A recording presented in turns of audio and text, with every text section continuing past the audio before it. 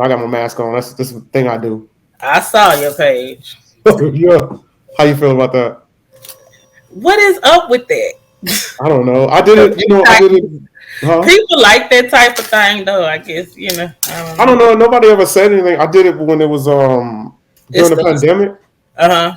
because I was like, because Texas is like anti-mask, so I was like, oh, I'm gonna wear a mask on my show just to be like, yo, you need to wear a mask, and I just kept with it. Yeah, it's You know, what I mean? different Is it weird? a little. Is it? I was going for that too, though. I was there because people be like they don't know who they talking to because you don't see nothing but your glasses. Yeah, I'm doing that to protect the innocent. Yeah, that's how you have to do that. Yeah. All right, this is the cracking. Breath of fresh air when it kicks on. The Crack King Podcast. A breath of fresh air when it kicks on. The Crack King Podcast. A breath of fresh air. All right, this is the Crack King Podcast, and I am the Crack King, and I got a special guest, entrepreneur, content creator. Go and let the people know who you are. Hey, what's going on, y'all? I'm Miss Tisha. Now, of course, I'm a comedian. I'm a businesswoman. I'm clean and green, so forgive my head wreck. My grandma taught me, baby, you don't put hair in folks' food when they gotta eat it, okay? Facts. Nobody wants to eat anything and pull out a long piece of curly or a long motherfucking weave. Yeah, exactly. That's the worst fucking thing in the world. Yes, exactly. I remember you used to be able to put hair in the food in a restaurant and get free food. They don't do that shit no more. They be like, nah, that was from your hair. Really? I don't know. I ain't never did that. Yeah, that was back in the days. Don't judge me. Okay. Where are you from? I'm from Waco, Texas, originally. Waco, Texas. Uh-huh. Oh, really? What you got to say? I've never been to Waco. Okay. There's a lot of black people out there? Yes, my whole family just so happens to be black. Well, I mean, yeah, you're black, but I mean, are there a lot of black people in Waco? Well, there's a lot of black people in Waco. Okay. I think there's a lot of black people anywhere you go. But yeah, Waco is a lot of black people. Is it really racist out there? No, Waco is really not racist. And I was born and raised in Waco. And of course, that's the home of Baylor. Paul Quinn College used to be there. It was a historically black college that moved to Dallas. It originated... Its initial location was Waco, Texas, right across the street from where my dad used to have a fish restaurant. But anyway, yeah, if you the only time I've ever been called outside of my name was like twice in my whole entire life. And that once, one time they were not speaking directly to me, but like they cussed the church bus and told us to get up out of there. No shit. I was like, Lord, if he don't fear the Lord, I'm saying he's the Lord. He didn't give zero care. He was on the bicycle, but yeah, that time, and we were up in Cameron Park. Like it's a certain area in Waco, Texas. It's called Cameron Park. If you're from Waco, you know exactly where it is. But initially, I used to only think it was a park. But when you drive up there, it's like a mountainous area, and it's so like that's where it's said that the Klan resides. Like if you don't, yeah. Because in Waco, we normally didn't have anything but black, white, or Hispanic.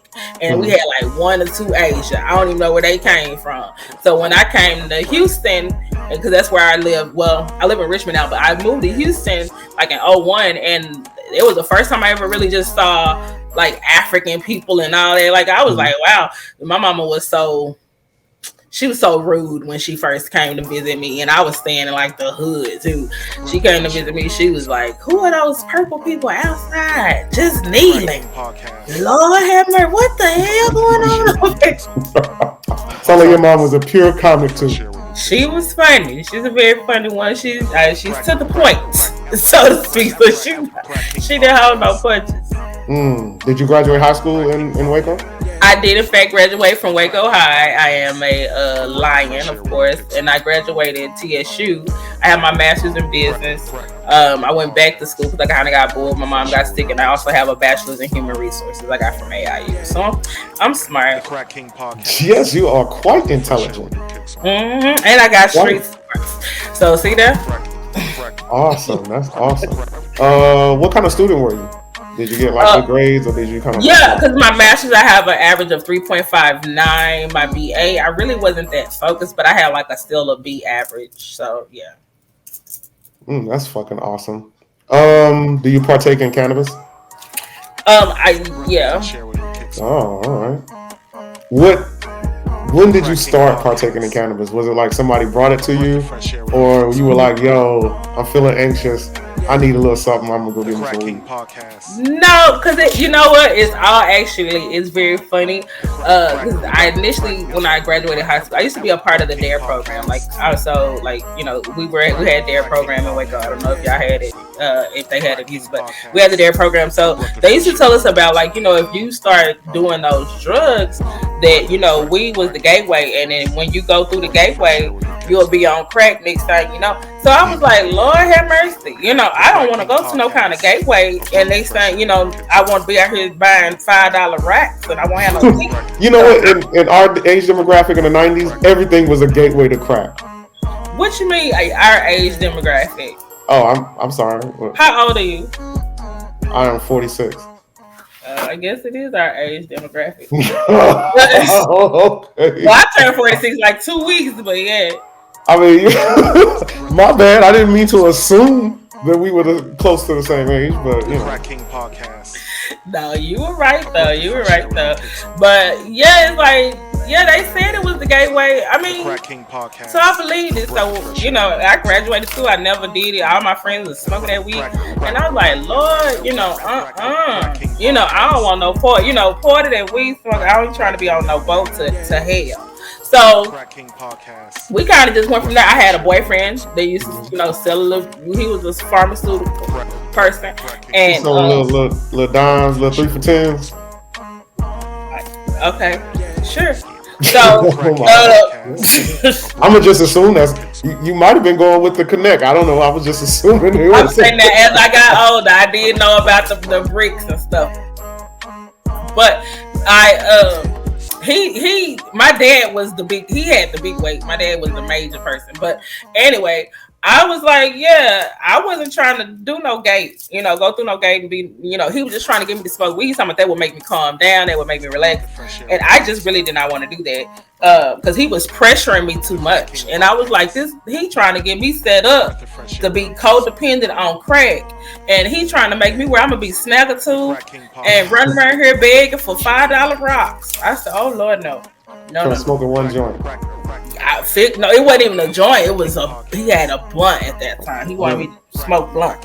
I said, "I'll heck to the no." I wasn't gonna go down that path. So like it was like maybe a week or two later. Me and my homegirls, we was in a car riding. It was a girls' night out. And she was like, girl, you know, she had some bud. And I was like, girl, I'm not finna smoke. Next thing you gonna be on crack. You smoking that, you gonna be on crack. And if you come on my house and you on crack, you got to stay outside. Cause I don't mess with crackheads. Even though I did accidentally date crackheads, I really didn't knowingly mess with crackheads. Wait. We're not gonna. I want to get back to that story, but how did you just like glaze over? You were dating a crackhead, you didn't know it. Well, he was functional. Well, no, he was so sweet and nice. I didn't know he was crackish. Normally, you used to tell when they was crackish. He didn't look crackish. I thought he just got on that crack. I know he had to be crackish when I got him because he used to clean my house. We worked at the same place back in the day. I used to work at Popeyes. I was still living in Waco. I worked at Popeyes, and then it's on my story on my TikTok. I Crack King Podcast. Worked at Popeyes. I met him there. His mom would pick us up from working, you know, all the whole nine. I think the mama was on crack. I think it was a whole family problem. But because when I went to go in to get him one day to pick him up at his mama house, she opened, you know, she kind of peeked around the corner, but she was like, come on in. And when I came on in, she didn't have no shirt on, no nothing else. And she was a big old woman, and them titties was hanging, and she had on white, big old dry. I was so uncomfortable. I didn't know what was finna go on. That should have been a signal right there. That should have been a signal. So she opened the door with no top on, and her titties was out. They was hanging to the sides. And I was trying not to look, and she was staring at me, eyes wild and shit. I was like, oh Lord, what have I walked into? So she called for her son to come up there. And then when he seen his mama and me in there, he was like, "Oh my God, Mom, what are you doing? What are you doing?" I'm like, "What the hell? What they doing in here naked?" And I was like, I said, "I'm gonna be in the car. I'm gonna be in the car." So I went and told my homegirl what was going on. I didn't know what to think. And I asked him about it after the fact. He was like, his mom, sometimes she gets discombobulated and whatever. Like, he was thinking she was sick. And I was like, well, that sick must have been short for crack. I didn't know. But later on, when you got in the car with your friends, she pulled the bud out. Yes. We smoked it a little bit. Mm-hmm. She got let me hit it. It looked like the trees was running, but we was just going fast. But I smoked it a little bit. That was not my thing. I was not crazy for no weed. It wasn't really until like when I started dealing with real stress, like when my mother got sick with brain cancer, like in 2009 or something like that. So like in 2009, when I had to deal with that the way, because my mind is always constantly going. So I do a million things at one time. But like when I'm stressed, I find some type of release, something to keep me calm so I don't just fall apart. So my brother was smoking. I was like, well, let me try it. It's just no shit. That was that. I feel you. Well, welcome to the family. when did you realize that you wanted to go on stage and make people laugh? Well, I wanted to try it because when I was in Houston, it's a place called Red Rooster, right? Yes, I'm familiar. Okay. Old school club. Yeah, like back over there off of MLK area, though, the southeast side. Yeah. So I would want to find me a sugar daddy one day, so I went over there. Okay. See, now wait a minute. Why did you feel the need you wanted a sugar daddy? Because I was just coming off being a madam and all this other stuff, and I just wanted. Wait. I mean. Okay, let's tackle the sugar daddy first, and then we'll double back to the I lived my life, okay? I feel you. We want to hear about it. I just wanted a sugar daddy. I wanted an older man that was gonna, be nice and sweet, and older men good for that. And everybody, all the young women know you want a sugar daddy, go to the Red Rooster. That's where they at. They got on their Easter suits to get you one. It's just that's how it was. I ain't never got no hoes out of Red Rooster because you ain't wear your Easter. Yeah, I was my church suit on. Okay. So you were a madam, but yeah, that was being a madam. You was like, "Yo, I need to stop this." Like, how did you get involved? No, I had decided because after 9/11, really the money went down. The market kind of went down, but the money wasn't the same. But so I just was like, well, it was better to do it the way I was doing it and not to come out of the locations, because that's when we were doing it at the Jack Shack. Like, you provide services, and never mind, that's too much. Gotcha. I really want you to go into that, but will you be coming back to the show? I would love to have you back, and we talking about some more of that shit. So the comedy start. You go to the Red Rooster. When I met the dude at Red Rooster, you found one? Of course. So I met the guy Red Rooster, and he's just so happened to be a comic. And I was like, oh, okay, well, that's interesting. And so he was talking to me about comedy and stuff. And so we were just talking. We were just having like a general conversation. And we had exchanged numbers and stuff. And then we were talking again after the club. And he was just cracking up laughing every time he was talking to me. So I was telling him this story about when I was at the back when I was partying. That's when I was on powder, but I was partying with white girls, and I was partying on the white girl with the girls, and we used to go to the after hours, and that's kind of like when the after hours and all the other stuff would transpire. So I was telling him something that had happened at the after hours when I met them. The after hours, meaning because the after hours I'll go to usually end at about 5. Yeah, about 5 or 6, and then there's another one that's the after hours. Well, this is on the southeast side, so like, because I would be on that side of town all night, so like the sun would be up. So, but that's what happened when you're running the white girls. So anyway, gotcha. You up all night. So we up all night because you having such a good time at the after hours. When it's over, I wasn't going to nobody hotel, so I'm going to the after hours. So. Gotcha. we go over to the after, and we having tell them about what happened, and he stopped me in the middle of me telling the story, and he was laughing. He was like, "You got to do comedy." He said, "You got to do comedy." He said, "You're a comic." He said, "You telling me this story right now." He said, "And you ain't even finished with the story." He said, "You just started." He said, "And I'm dying laughing." And he had been doing comedy for like a very long time. And, he was just like, "You need to do it." He said, "You need to try." And I was like, "What kind of money was in it?" That's what what kind of money was in it? And then when I realized he didn't have no money, I was like, "Ain't no money in that." So you're more of like a storyteller and not a joke teller. Yeah, I don't tell jokes. I tell stories. When did you know you were funny though? I've always been funny because I think it's just the way I talk already and the way I say things is always made, and I'm so matter of fact. People always think like, they always think it's funny. Like, and I had an aunt, my dad's aunt actually, and she was like, "Girl, you need to do comedy because the way you just sit up here and told us all of that and blah blah blah." She was just like, she said, you need to do it. You need to do it. And then when he told me, I was like, you know what, I'm gonna try it. So, I said, you know what, I'm gonna see. Am I funny just like at the house?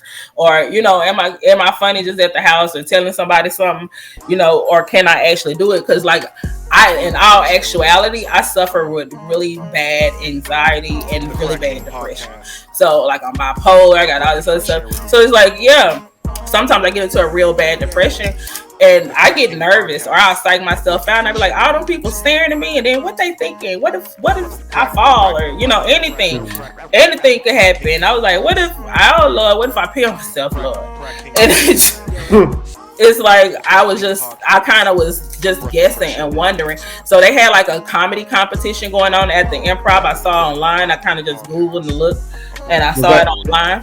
Was that going to be like your first time on stage? Yeah. I was going to try the comedy competition at the Improv because here was my thought process behind it. And I had to pay to get in. I had to pay $30. But I really didn't think that I would win because I'm not a comedian. I've never done it before. But I felt like if I could make the people laugh, though, could I make the people at the Improv laugh? Like, with that would solidify for me if I could do it or not. Like, they have open mics and stuff, and I really wasn't aware of that kind of stuff, but I saw the comedy contest had something to do with money, and I'm always money motivated. So yeah, I wasn't interested in doing a free open mic. I wanted to go do something else. So when I did try, I did go. I never forget, Alice Siddiqui was actually the host that night, and I did not win, but it was like they give you like 3 minutes. I think it was like 3 or 4 minutes, and I was like, that's not enough time because I know I'm long-winded. Did you kill it or did you bomb? I killed it. People were laughing and going on, and I told the story about my son, and when I got off the thing, Ali Siddiqui came up to me. Well, he was like, "Where do you work out at?" And I was like, "At Bally's." Yeah. Shout out to Ali Siddiq, man. He came a long way with his comedy because at first I didn't think he was funny, but the last couple of ones I've been listening to, when he start really putting his life into it, that shit is hilarious. Because I would say when it's real, you can relate and it's easier for you to say it. That's how I felt. But when he was like, "Where you work out at?" But see, he didn't mean like as in gym. He meant like at what mic. And he was like, "Oh, you should check out this mic, whatever." But when I said ballads or whatever, and I mean, that was my first time. And I guess I should have told him this is my first time ever trying it.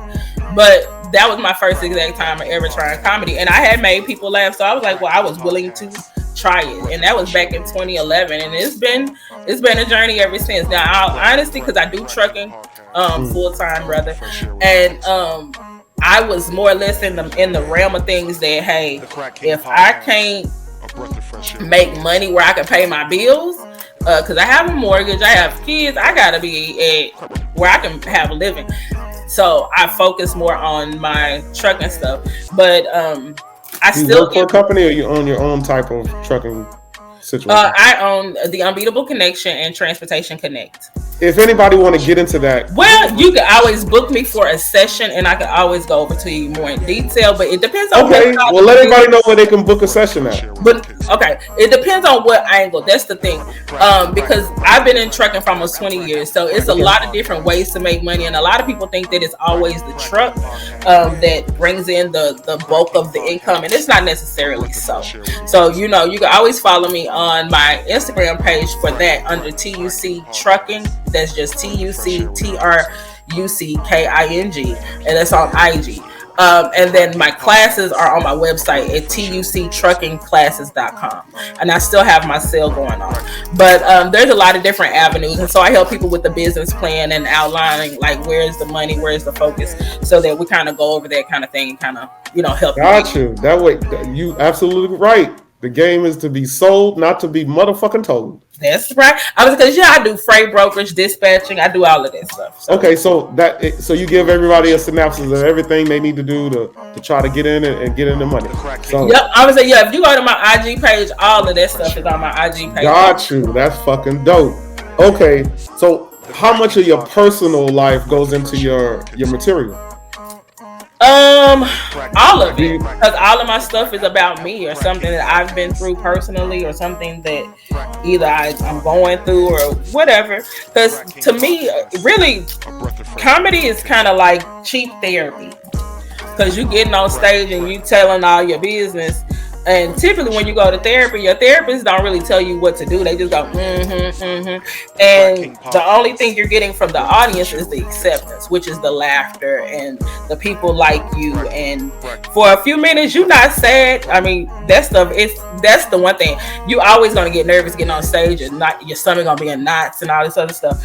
But when it comes down to it, you get on there, them few minutes are over with before you know it.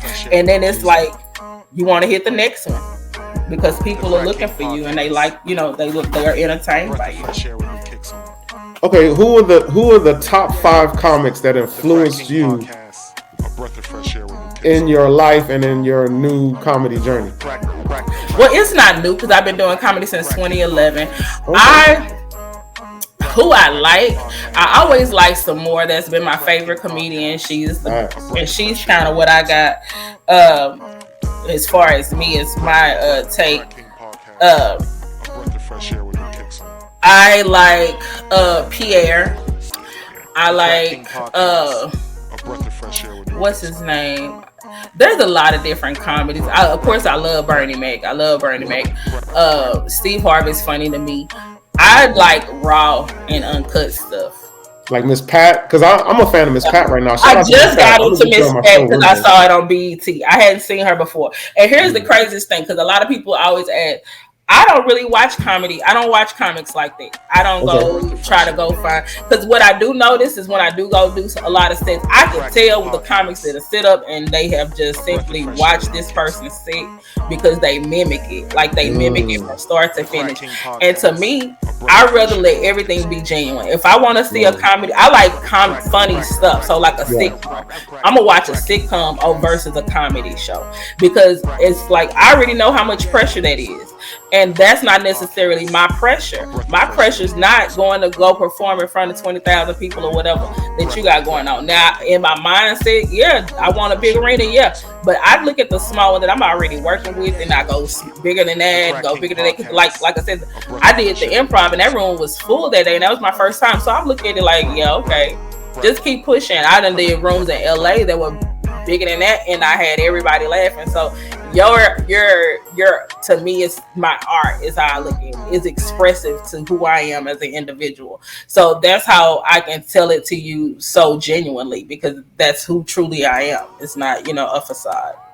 That's fucking dope, because you are funny. I've been checking you out, and I had to fucking laugh out loud, and that's some real shit.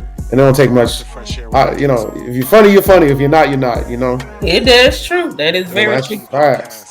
All right, let's get into some little topics I want to jump into. I'm gonna ask your take on it. Online dating. Do you think it's helped black relationships or hurt black relationships? I don't know. It's to each his own, really, on the cool, because I do a lot of online dating because I don't have time to get out and meet people. My time is limited. So, But I mean, you go to the grocery store or like, and you know what? Here go the funny thing. The funniest thing to me.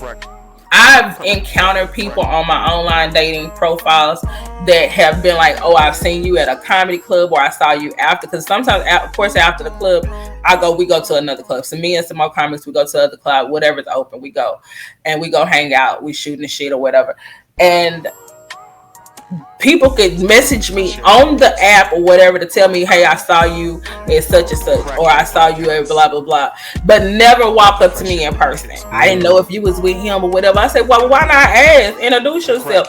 Evidently, if I'm on a site saying that I'm looking at date, then why not approach me? Well, you could be on date. Just simply say, "Hello, my name is." I am a comic, so you could be from anywhere. It don't really like. That's why. That's why I say it's not really helping because everybody's they get more courage behind that telephone screen than in real life. Well, see, you said telephone screen because you're talking about your cell phone. But in all actuality, like I used to be on the chat line back in the day. You always have options. Just because you can get it on by a finger, to now you can see their face. That's the only thing that make it better. So you're not showing up the lumpy the lump's house. Like Lumpy the lump. Some of these monsters. Have you ever had a relationship come from online dating? A lot of them. Okay, because I'm gonna tell you the truth. I haven't met somebody I dated in the real world since like 2003. It's always been online. It's like I could be in Walmart or something and see a lady that might be attracted to me and speak. They'll look at me like, "Ugh, don't he see I'm on the motherfucking phone?" Then you know that ain't for you. I'm gonna say the only person that, well, I ain't gonna say the only person, but people that do actually walk up to me and introduce themselves, then I like them probably. I probably already given them points because they already able to talk to me or handle me. Because typically I probably will tell you something crazy. I think it's because of the thirsty era. Nobody wants to be considered thirsty by walking up and speaking. I don't know. It's kind of weird to me. August Alsina. Have you seen this? I've seen. The drama is continuing. I'm gonna give you what I think. Go ahead. I think he was paid by Dave Chappelle and Chris Rock to do that so they can have obscene amounts of material about the Smiths. Why would you? No. I think that's probably what's been wrong with him all this time. All them intestinal problems. That boy was homosexual to begin with, and he was hiding in his truth. And he probably been going to therapy and everything. He was finally able to go ahead and live in his truth, and now he doing better. You know, before they showed him his hair was coming out and all this other shit. Now he got head full of hair, skin looking good, look like he gained weight. Let that boy love a man if that's what it takes. Let him have it. Shit. I think that was because the Smiths were siphoning his youth. I ain't nobody siphoning nothing. They wanted that woman wanted a young man, and everybody seen what August Alsina was working with, and who wouldn't want something like that? And you running around here wanting when you get older as a woman, you be wanting a lot, and so here when you got them young boys, they give it to you, but that ain't really what he wanted. I think both of them wanted a young man, Will and Jada. I ain't gonna say that. There's another guy that's just been exploding all over the internet. This Charleston White guy. Do you think Charleston White is speaking facts about the hip hop community? I ain't got nothing. Listen, Charleston White is very controversial, but the reason is however he feels. That's his personal opinion. Now, some of that stuff he say it sound legit. It sound legit, or you agree with it? Because I don't know nothing about what he's talking about. You've never heard anything he said? I've heard what he said, but I don't know it to be fact. So I've never been in his position where he's coming from. He's speaking as a man, like he's seen it, he was there, he read the bio, blah blah blah. So he's talking like a snitch. So me myself personally, I don't know what all he got going on, but I know he be looking to pick fights with people to get that rah. Because I mean, at the end of the day, that spikes up his engagements. That's gonna spike up his bookings. That's gonna spike up his bag. So him making people mad makes him money. So at the end of the day, whatever he can say that's gonna make people uncomfortable, make people not want to. Because like when he spoke on Jay Prince and all that, but he wasn't the only person that said it. The only reason why it even came to the light that he said it is because he is Charleston White, and because he does have a large following, and because people are following him like that. Other people say the same things, they just not as big as he is. They not being so vocal with it. Like he be, he wear all the redneck stuff and all that kind of stuff. He doing that to spark controversy. He doing that to spark attention. He doing that that's how people, that's how, I ain't gonna say young people because he older, but that's how people get in their bag now. It's by so mess. You feel like Charleston White is not really trying to help the community or anything like that? He just trying to get the bag. He helping himself, like a lot of people do. Like he's helping himself. I don't know what is this, because why would you feel like he needs to help the community? There's a lot of deaths, a lot of shit that we need to get, Yeah, but it takes more than one person. Our music is perpetuating stereotypes, and this is a music that influences our young people. It does, but you know what also influences our young people? The people that they see and are around. If you just because you listen to and all honestly, it's influencing old people too. But but if you go back and listen to the blues, you go back and listen to Al Green and some of them songs, they've been saying stuff, crazy stuff. But here go the thing, is just how you say it and how you showing guns and all this kind of stuff. Now I don't like all that, but if you show your children something different, they got good sense. But you got a lot of times like me now, I have two foster children. They not fosters yet, but they like fosters. I have two foster children, and I've had them for I was supposed to be helping this young lady for 3 months. Yeah, we went on 9 months. She seen her kids twice in 9 months. Her kids came to me, wasn't using the restroom. She checks on them once a month.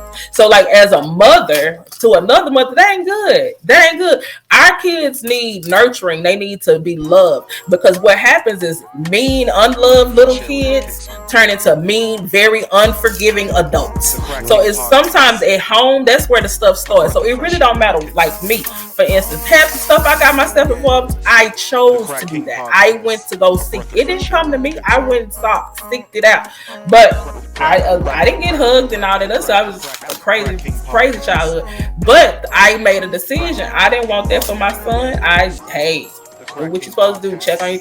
I think it's what our kids do. My son don't do none of the stuff I've done. My son is very proper and straight laced kid. You don't have to do it, because I don't bring it around him. I never brought it around him. It's just like what you do. Them people, it's fine for them to see it, because they need to be able to decipher right from wrong. Like to me, even listening to the music, do you feel like that's something you want in your spirit, you want in your mind? If you already teaching them at home positivity and self-love and self-preservation, when they hear that kind of stuff, they're gonna be like, I don't want to hear all that.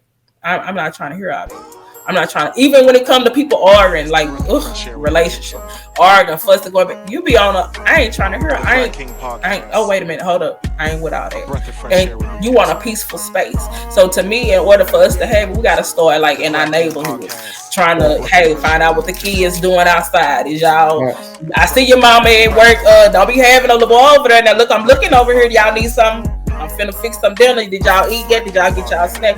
So it's like, to me, I think that's where it starts. Like us looking out for our own, within your own area, within your own neighborhood, within your own family. Reach out, help, assist. So that way kids don't have that, just that to look I agree with you. It's like nowadays, if you're that person, let's say you are a bit of an elder in your 50s and you speaking out and saying those things, they try to make it seem like you're a weirdo, or you be weird. Well, you got a rag on your face, and can't nobody see your face. You worried about somebody saying something about you being a weirdo? I'm not talking about me. I'm just saying. People will say that. It's like I'm just telling you. That's it gets a lot of pushback.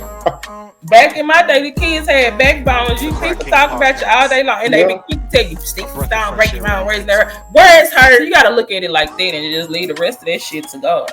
Facts, sister. Speak facts. All right.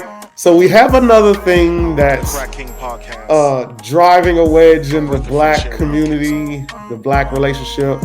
It's called submitting to your mate. Podcast. A breath of fresh air when you kick some. And apparently the argument is black women are saying the only way I will be submissive is if this man is doing everything I want him to do as a provider and a protector. And the black men are saying, why can't we just have submission because we are together? What is your take on submitting? Do you submit to your mate or husband or whoever you're involved in a relationship in? No, I don't do that. But I can. Now, well, why don't you do it? Automatic, because it really, to me, in all actuality, I like an alpha man. And you do have to be bringing something to the table worth dealing with. Now, first of all, if I'm dealing with you, you gotta be, because otherwise, I don't just deal with anybody. And I've been single for so long, I'm cool with it. Well, I know I'm not. Let me not lie. No, I'm not. But I'm not where and I've been single too long. That's another thing. Because sometimes we as women, we are too independent, we are too strong-minded, and sometimes we be so quick and we want the microwave type relationships that everything gotta happen right now because we're women and we're hormonal and all of that kind of stuff. That's a 9 chances out of 10 why we're like that. But when a man comes in and shows you like, hey, nah, we not doing all that. I'm not doing all that with you. Like when he come here and be like, I'm not arguing with you. Like we gonna be together, we gonna love each other, and sit your ass down, and we gonna talk about this like some adults. Women, and I've been guilty of it because I messed my marriage up like that. We don't talk to them, we talk at them, and that's not good, period, because we don't want that. And I think sometimes we have bad days, and so we go home and we want to put that bad day on somebody else also. That's not good either. So I think like looking at the long spectrum of things, it's more or less that instead of you trying to demand me to submit to you or whatever like that, give me a reason to. I'm not saying you got to pay all the bills, because to me, that's a lot to put on one person. We're to be each other's helpmate. We're supposed to help each other.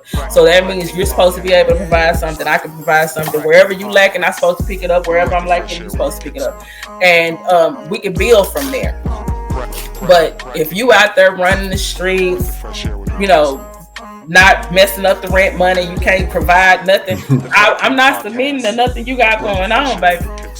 Well, I mean, yeah, obviously. But if he's being a man and that's it, because at this point I know I have to kind of practice. But I've seen it where, and I ain't the only one guilty, but we belittle them and we take away their manhood and we want to wear the pants. And in all actuality, because I had somebody tell me that, I'm like, I don't want to wear the pants. I really rather I look cute in them, but I don't want to. I want to be the woman. Like I want to just hold my breath and look cute. That's it. But as being a dominant nature person as I am, it can be a little bit. The Crack King Podcast. It's a challenge to work with. I'm a challenge to work with. I just feel like the black man and the black woman have forgot to see each other as human. We only see each other now as tools or facilitate our needs, avenues to get to the next level. And it's really a bit selfish. It's only about selfish needs and, stepping on someone or getting someone they know is going to uplift them, but they're not going to reach. You know how you boost somebody over a fence and then they come back over the fence and put their arm down and say, come on up. We forgot to do that for each other. We'll boost each other over that fence and then we'll just keep going. Well, let me point this out to you. We were born in a crab in a bucket society, so you can't really expect all your crabs to have the same mindset as you. So that's why, too, when I start, if I see that we're too different, it ain't gonna work no way. Facts. So I mean, to me, you put in energy in what you can. As a man, y'all just say, hey, it's some stuff I'm not gonna go for, and if she does it, maybe you should point it out, because that's my thing. Sometimes I go off. I don't be really realizing how bad I be going off, but I go off. But once you see that, then just say she wants to make a decision whether she gonna stop it. If she don't want to stop it, then just go, because life is too short for that. What are you cooking? mustard greens. Mustard Kroger had them 2 for $1. What you put in them? I'm vegan, so it's gonna be some smoked tofu. Really? Yeah. How long you been vegan? Since 2016. Do you have like solid poops or is it like diarrhea? Is that my internet? I am solid. That is so nasty. I'm sorry, I'm just asking. Can you hear me? Yeah, I can hear you.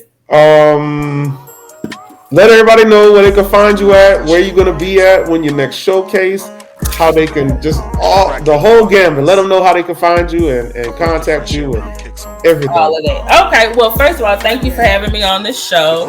Of course, my name is Miss Tisha. Miss Tisha is funny on IG as well as TikTok, and then also I have shows coming up this Friday and Saturday. Let's see, Friday I'm at Simply Southern at 8:00. That's in Missouri City, and then on Saturday night I'm in Texas City. So let's see. All right, make sure you go out there and get them tickets, or go show up and show your love. I'm gonna slide through one of them and laugh my ass off in the back. Come on through. Facts. Will you be willing to come back to the show? Because I enjoy having you. And we can get into these madam stories because I am very interested in that. Okay, that's a bit. And then we can talk about tofu because it's really not good for you. But we'll come back. We'll discuss it, sure. Yes, this is the Crack King Podcast. I am the Crack King, and thanks for coming. Go ahead and hit that like and subscribe button.